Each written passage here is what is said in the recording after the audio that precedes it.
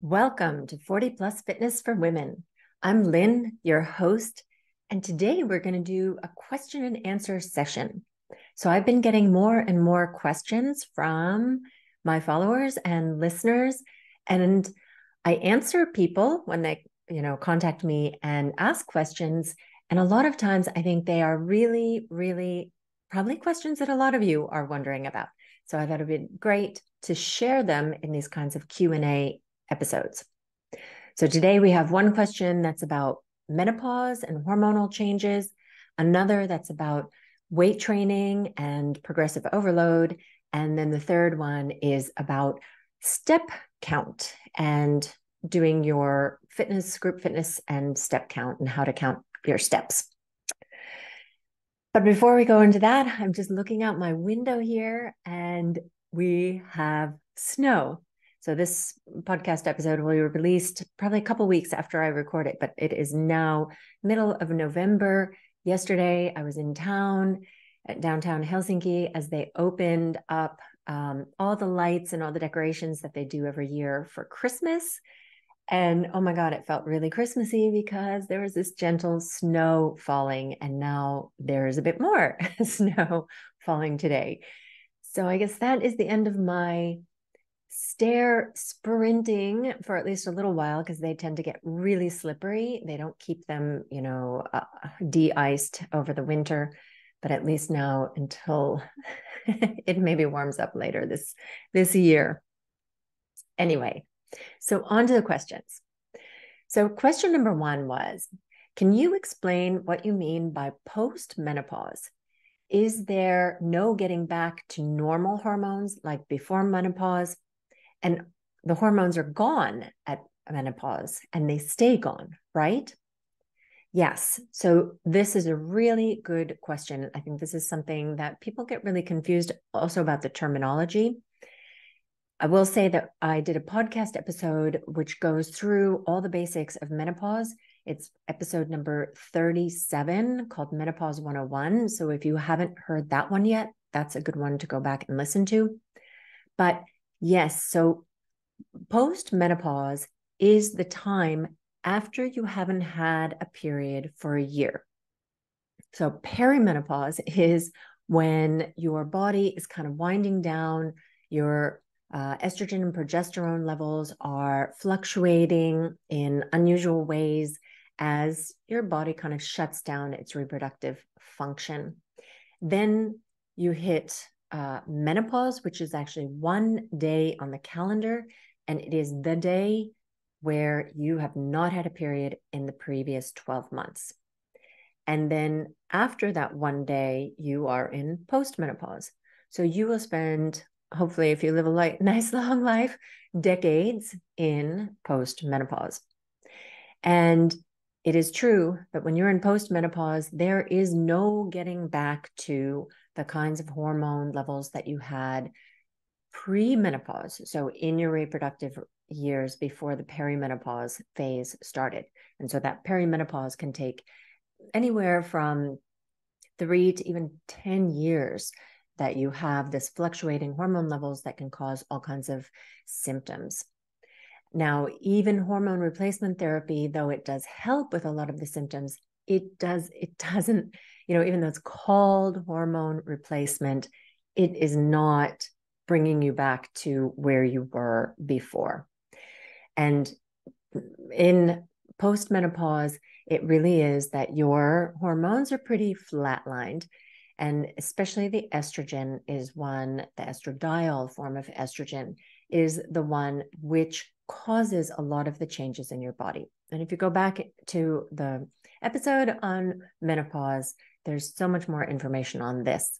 But yes, going through menopause, you gradually lose your hormones. And then in postmenopause, your estradiol has pretty much flatlined. Are you ready to get started weight training, but just don't know what to do?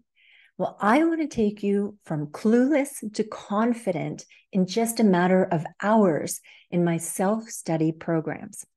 So these have already been tested out by many women, and they have reported back that it has really helped them to feel confident, know what to do, and it's been really a complete package of information.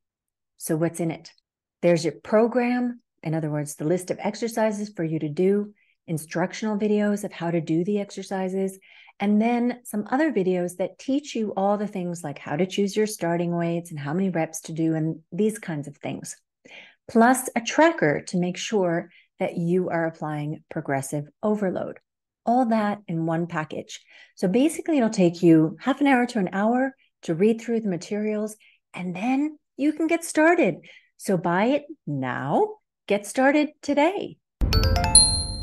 Okay. Question number 2 is about weight training. And I think this is a really great one because it's about practical things in the weight room. So I have been applying a progressive overload in my training, but in the last few sessions, I'm not able to match my reps, even though I'm pushing close to failure. Am I doing something wrong? And will I still make progress? Okay, this is excellent. Now, I had an episode that's all about progressive overload. It's episode number 18.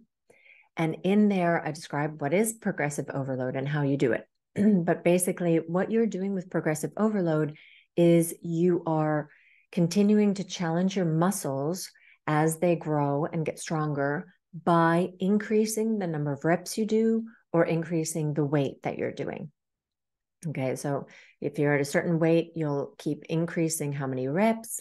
And then once you reach your rep range target, the max reps that you want to do, then you increase your weight and then start increasing your reps again.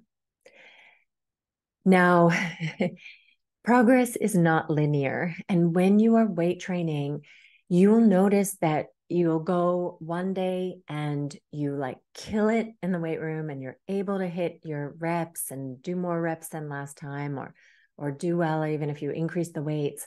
And then sometimes it just doesn't happen, right? And this actually happened to me yesterday. I was in the weight room and doing arms, and my target for my bicep curls was to get 9 reps. And actually, I only got 7. I mean, no matter how hard I tried to get the 8th, my arms just would not, I just couldn't raise the dumbbell. But I knew that I was getting, well, in that case, I was at failure. But I know that because I am working close to failure or to failure, that I am doing reps which stimulate the muscle.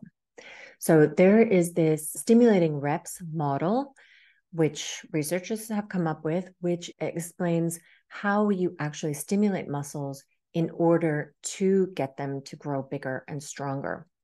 And there they talk about it's really only those 5 reps before you hit failure, which are stimulating reps.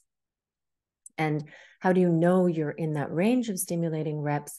Is that you have an involuntary slowdown of the rate of your rep. Now, if you're very new to this, you may not notice that, oh, okay, that slowed down a little bit. But when you get very close to failure, you will notice that, at least the last rep or 2 will be quite a bit slower. But it's these last reps when you're training to failure, these last 5, which actually cause the stimulus, which grows your muscles. While progressive overload is a very good way of thinking about things, another thing you may have seen online is this concept of reps in reserve. And that is talking about how close you are actually getting to that point of failure. Well, I guess I won't go into that in so much detail right here, but what I want to say is that as long as you are pushing your muscles to a point where they're close to failure, where you're seeing at least a little bit of that involuntary slowdown, then you are stimulating your muscles. And some days that is going to be, unfortunately, a little bit fewer reps to get there than on other days. And it can depend on things like maybe you didn't take enough recovery days in between. So I noticed that if I go back like every other day, my session just is not as productive because my muscles haven't fully recovered. So for me, 2 days in between working the same muscle groups works better. And I have had clients who tell me they experience the exact same thing, that it really works better for them to take the 2 days off from working the same muscle groups again. And then other things like maybe you didn't sleep so well that night. Maybe, maybe in the beginning of your session, you really pushed yourself on some exercise, and then that's affecting your ability to push yourself as hard or get the same kind of results as you're used to on a later exercise. So don't worry about that.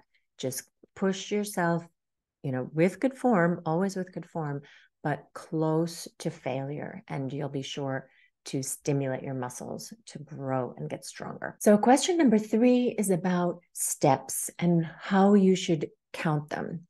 So it is, how do I count steps? Should I be counting the steps that happen during my aerobics class towards my daily step count? Okay, so I guess there are varying opinions on this, but let me tell you how I think about this. So if you think about your overall daily energy expenditure, there are 2 kind of categories in there. One is your movement, your daily movement, and another one is actually the calories that you expend doing exercise. Now, if you are counting the steps that you are taking in your aerobics class towards your daily movement, and they're getting counted in your daily exercise, then you're kind of double counting them. That's how I think of it.